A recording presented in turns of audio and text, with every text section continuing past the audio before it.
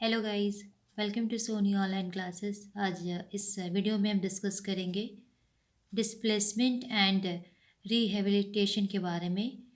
Displacement means विस्थापन and rehabilitation means पुनर्वास। इसका मतलब क्या होता है हम इस वीडियो में समझेंगे। झारखंड के विकास और विस्थापन के बीच के संबंधों को अगर जानना है तो जो यहाँ पे मैंने डाटा कलेक्ट किया है उसे समझना इम्पॉर्टेंट होता है। संरेखा परियोजना के लिए जहां 85,000 एकड़ जमीन का अधिग्रहण किया गया है, वहीं पर कोयलकारो परियोजना के लिए करीब 45,112 एकड़ जमीन का अधिग्रहण यहाँ पे किया गया है। पूर्व में रांची में स्थापित जो HSC है, इस कारखाने के लिए 7711 एकड़ जमीन का अधिग्रहण किया गया है। नेक्स्ट है बोकारो इस्पात कारखाने के लिए 34,227 एकड़ ज़मीन का अधिग्रहण किया गया है। नेक्स्ट है दामोदर घाटी परियोजना, इसके लिए 28873.91 एकड़ ज़मीन का अधिग्रहण किया गया है। नेक्स्ट है आदित्यपुर औद्योगिक क्षेत्र, इसके लिए 3442 एकड़ और तेनुघाट औद्योगिक क्षेत्र के लिए 97843 एकड़ जमीन का अधिग्रहण हुआ था। नेक्स्ट है बोकारो जिला के एक अनुमंडल बेरमो है, वहाँ पे विभिन्न उद्योगों और योजना के लिए अब तक कुल 42130 एकड़ जमीन अधिग्रहित की जा चुकी है। उसमें CCL परियोजना के तहत 9,000 एकड़ जमीन का अधिग्रहण किया गया है। कथरा रजरप्पा योजना के लिए 6,000 एकड़ जमीन का अधिग्रहण किया गया है। गोमियो जो है वहाँ पे बारूद कारखाना के लिए 1500 एकड़ जमीन का अधिग्रहण किया गया है।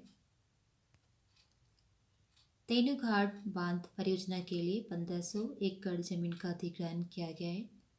कोनार बांध परियोजना, इसके लिए 1,000 एकड़ जमीन का अधिग्रहण किया गया है। नेक्स्ट है बोकारो थर्मल पावर स्टेशन, इसके लिए 1200 एकड़ जमीन का अधिग्रहण किया गया है। नेक्स्ट है चंद्रपुरा थर्मल पावर स्टेशन, यहाँ पे 630 एकड़ का अधिग्रहण शामिल है।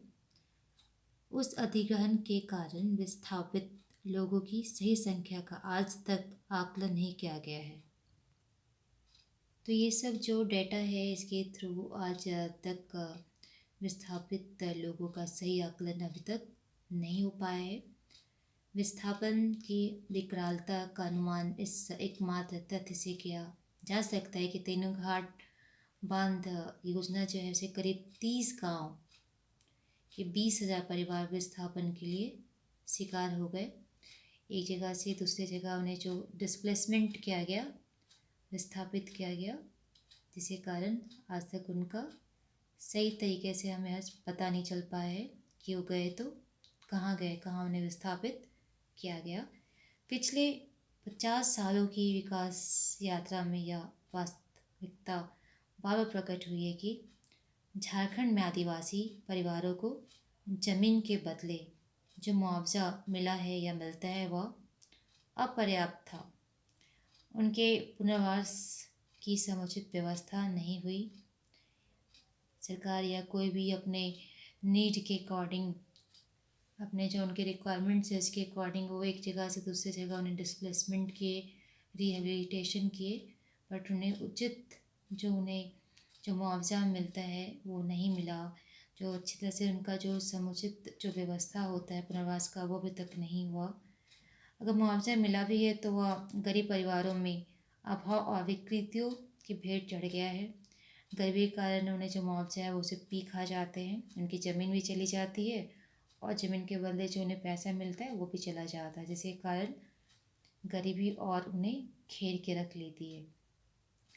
गरीब विस्थापित सिर्फ अपना घर नहीं खाते, वे संस्कृति की उस जमीन से भी उखाड़ दिए जाते हैं जो उन्हें अभाव में भी आनंद से रहना सिखाता था।